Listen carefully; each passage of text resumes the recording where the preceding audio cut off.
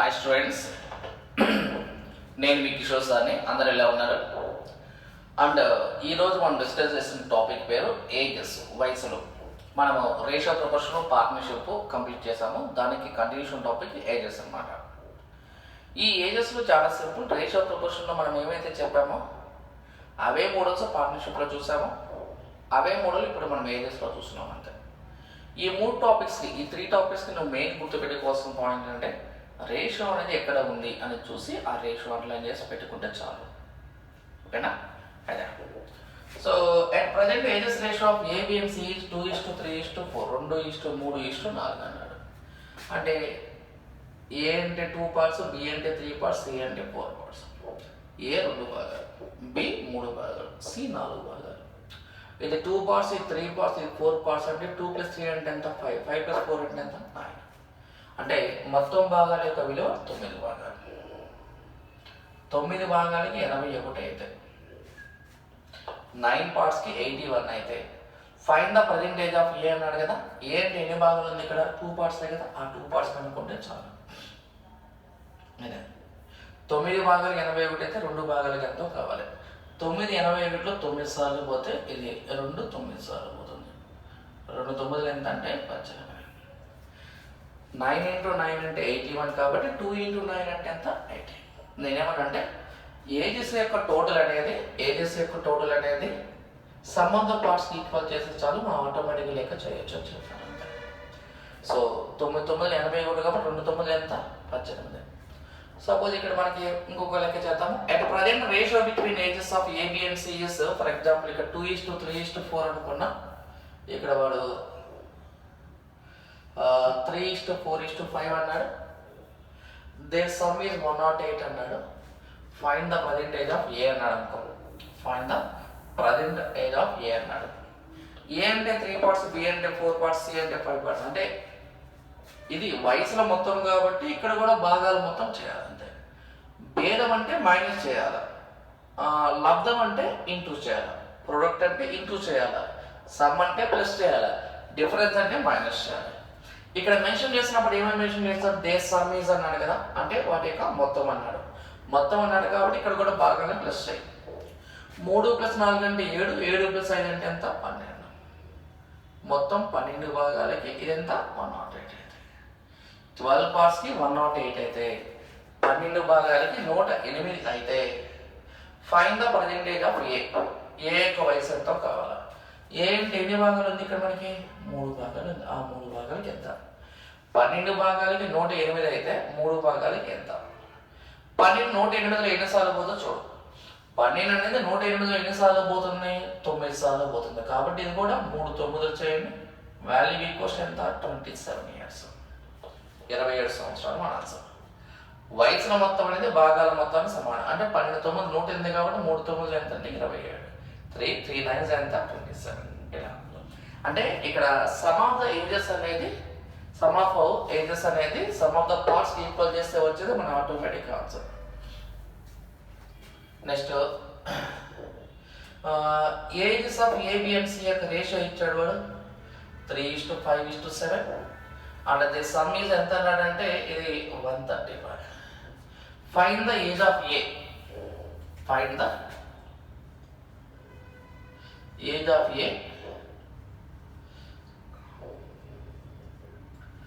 after 5 years. Find the age of A after 5 years. అంటే ఏ యొక్క వయసు 5 సంవత్సరాల తర్వాత ఎంత అన్నాను. నేనేమన్నా అంటే ఇక్కడ నేను చెప్పే పాయింట్ అంటే నీకు జాగ్రత్తగా వాడు ఇచ్చినప్పుడు ఫస్ట్ రేషియో ఇచ్చాడు. ఎంత రేషియో ఇచ్చాడు? 3:5:7 అని ఇచ్చాడు. వాళ్ళ యొక్క ఏజెస్ యొక్క సమ్ ఇచ్చాడు. ఎంత ఇచ్చాడు? 135 ఇచ్చాడు. Find the age of A after 5 years. 5 సంవత్సరాల తర్వాత ఏ వయసు ఎంత అన్నాడు. అయితే నేనేమనంటే ఇక్కడ ఇచ్చింది వయసులో మొత్తమా భేదమా? మొత్తం కాబట్టి ఇక్కడ కూడా భాగాన్ని ప్లస్ చేయాలి. ఇది 3 భాగాలు, ఇది 5 భాగాలు, 7 భాగాలు. అంటే 3 + 5 అంటే 8 + 7 అంటే ఎంత? 15 భాగాలు. ఇది 15 భాగాలు. 15 భాగాలకు వాడు ఇచ్చిన వాల్యూ అనేది నెంబర్ అనేది ఎంత? ఇది 135. 15 పార్ట్స్కి 135 అయితే. Find the age of A అన్నాడు. ఏ అంటే ఎన్ని పార్ట్స్ ఉంది ఇక్కడ? 3 పార్ట్స్. 15 9 135 కాబట్టి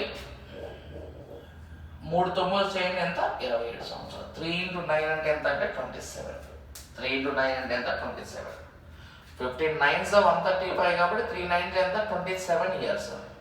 అయితే find the age of A after 5 years, 5 సంవత్సరాల తర్వాత, 5 సంవత్సరాల తర్వాత ఏ వయసు ఎంత అన్నాడు. ప్రస్తుతం ఏ అనేవాడు 27 సంవత్సరాలు ఉన్నాడు, 5 సంవత్సరాల తర్వాత అంటే కాబట్టి సింపుల్గా ఏం చేయాలంటే ఇక్కడ ఉన్న 27కి 5 కలపండి. 27 + 5 అంటే ఎంత 32, అది 32 అంటే 32 ఇయర్స్ మన ఆన్సర్. 15 into 9 చేస్తే 135 కాబట్టి 3 into 9 చేస్తే 27, 27 + 5 చేయాలి, వాల్యూ ఈక్వల్స్ ఎంత 32 ఇయర్స్, అది 32 సంవత్సరాల ఆన్సర్. ఇక్కడ నేను చెప్తున్న పాయింట్, మీకు నేర్పిస్తున్న పాయింట్ ఒకటే, ఏజెస్ యొక్క సమ్ ఇస్తే భాగాల్లో మొత్తం పార్ట్స్ మొత్తాన్ని యాడ్ చేయాలి, డిఫరెన్స్ అంటే మైనస్ చేయాలి అంతే. అంటే ఇది రఫ్ చేస్తున్నాను. సపోజ్ ఫర్ ఎగ్జాంపుల్ ఇక్కడ find the age of A after 5 years అన్నాడు కదా, ఇక్కడ ఎంత అన్నాడంటే వాడు ఎగో 5 ఇయర్స్ అన్నాడు అనుకున్నాం, ఎగో 5 ఇయర్స్ అన్నాడు అనుకో. ఇప్పుడు కూడా మనకి భాగాల మొత్తాన్ని వయసుల మొత్తానికి ఈక్వల్ చేయి. 135 = 3 + 5 + 7 చేస్తే ఎంత 15 పార్ట్సే కదా. 15 భాగాలకి 135 అయితే 15 పార్ట్స్కి 135 అయితే ఏ కావాలి కాబట్టి 3 పార్ట్స్కి ఎంత అనేది కావాలి. 15 9 3 9, 3 9 ఎంత అంటే 27, 3 9 ఎంత 27. 15 into 9 చేస్తే 135, 3 into 9 చేస్తే 27. ఎన్ని ఇయర్స్ ఎగో కావాలి, ఎన్ని సంవత్సరాలు వెనక్కి చెప్పాలి ఈ 27ని అంటే 5 ఇయర్స్ వెనక్కి తీసుకెళ్ళాలి. అంటే 27 నుంచి 5 మైనస్ చేస్తే వచ్చే వాల్యూ ఎంత అంటే 22. సో కాబట్టి ఆన్సర్ ఇది క్వశ్చన్ అంటే 22 ఇయర్స్. నేను ఇక్కడ చెప్తున్న పాయింట్ అంటే ముందుకెళ్తే ప్లస్ చేయాలి, ముందుకెళ్తే ప్లస్ చేయాలి, వెనక్కి వెళ్తే మైనస్ చేయాలి. ముందుకెళ్తున్నామంటే ప్లస్ చేయాలి, వెనక్కి వెళ్తున్నామంటే మైనస్ చేయాలి. ఫార్వర్డ్ అంటే ప్లస్, బ్యాక్వర్డ్ అంటే మైనస్. ఇది నేను చెప్తున్న కంటెంట్. కాకపోతే ఇంకొద్దిగా క్వశ్చన్ మార్చి ఇవ్వచ్చు, ఆ క్వశ్చన్ మార్చి ఇచ్చే విధానం కూడా నేను చెప్తున్నాను చూడు.